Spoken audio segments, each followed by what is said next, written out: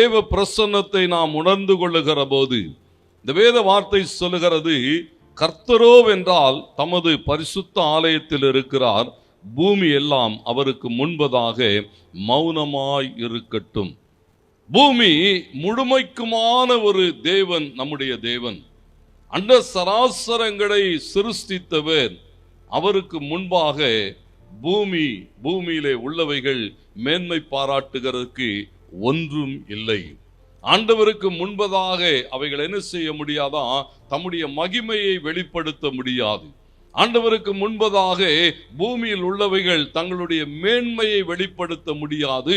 அவைகள் தேவனுக்கு முன்பாக என்ன செய்ய வேண்டுமா? அமைதலாய் இருக்க வேண்டும். பெரிய பர்வதங்கள் தான், ஆனா தேவ பிரசன்னத்திலே பர்வதங்கள் எல்லாம் ஒன்றுமில்லாமல் உருகி போகும். மலைகளை துலாக்கோலாலும் பர்வதங்களை தராசாலும் நிற்கிற ஒரு தேவனுக்கு முன்பதாக அவைகள் ஒரு காலும் பெருமை பாராட்ட முடியாது. அவைகள் அமைதலாய் இருக்க வேண்டும். அது மாத்திரமல்ல, சகரியா 2:13 சகரியா சொல்லுகிற போது சொல்லுகிறார், மாம்சமான சகல பேர்களே கர்த்தருக்கு முன்பாக மௌனமாயிருங்கள், அவர் தமது பரிசுத்த வாசஸ்தலத்திலிருந்து எழுந்தருளினார் என்று சொல்லுகிறார். ஆண்டவருக்கு மகிமை உண்டாகட்டும். எல்லா ஜனங்களும் தேவனுக்கு முன்பதாக எப்படி இருக்க வேண்டுமா? மௌனமாயிருக்க வேண்டும். அவருக்கு முன்பதாக மேன்மை பாராட்ட நம்முடைய அறிவு, நம்முடைய திறமை, நம்முடைய செல்வம், நம்மிடத்தில் இருக்கிற ஒன்றும் பிரயோஜனப்படாது. ஒரு பெரிய தேவன், ஆமென் சொல்லுங்க, ஒரு பெரிய தேவனை ஆராதிக்கிறேங்க. சகரியா சொல்லுகிறார், மாம்சமான சகல பேர்களே. எத்தனை பெரிய அதிகாரம் இருக்கட்டும், ஆனா ஆண்டவருக்கு முன்னாலே நம்முடைய அதிகாரங்கள் ஒன்றும் என்ன செய்யாது? செல்லுபடி ஆகாது. நம்முடைய மேன்மை ஒன்றும் என்ன செய்யாதோ ஆண்டவருக்கு முன்பதாக என்ன செய்ய வேண்டி இருக்கிறதா?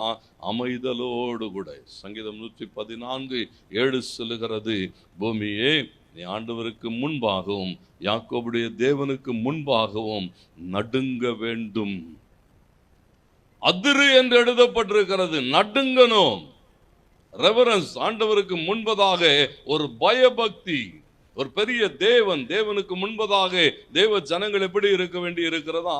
ஒரு பயபக்தி. தேவன் இந்த இடத்துல உலாவி கொண்டு இருக்கிறார்னு சொன்னா அந்த பயபக்தி.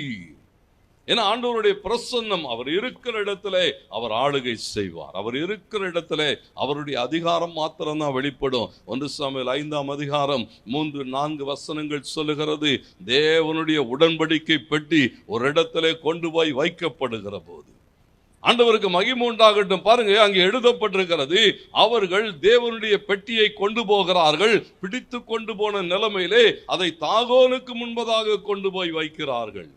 ஆண்டவருக்கு மகிமை உண்டாகட்டும். தேவ பிரசன்னம் வெளிப்பட ஆரம்பிக்கிறது. வேதம் சொல்லுகிறது, 4-5 தொடர்ந்து வாசிக்கிற போது தாகோன் ஒன்றும் இல்லாமல் தேவ பிரசன்னத்திலே உடைந்து நொறுங்குகிறதை பார்க்கிறோம். ஏன்னா ஒரு வல்லமையுள்ள தேவன், ஒரு அதிகாரம் உள்ள தேவன், ஒரு மகிமையான தேவன் அவர் நம் நடுவிலே உலாவுகிற போது அவருக்கு முன்பதாக தேவ ஜனங்கள் எப்படி இருக்க வேண்டுமா? மௌனமா இருக்கணும், நடுங்கணும். ஆண்டவருக்கு முன்பதாக தேவ பிரசன்னத்துக்குள்ளாக வருகிற போதெல்லாம் கர்த்தருக்கு மகிமை உண்டாகட்டும், அந்த பிரசன்னத்தை உணர்ந்து கொள்ள வேண்டும்.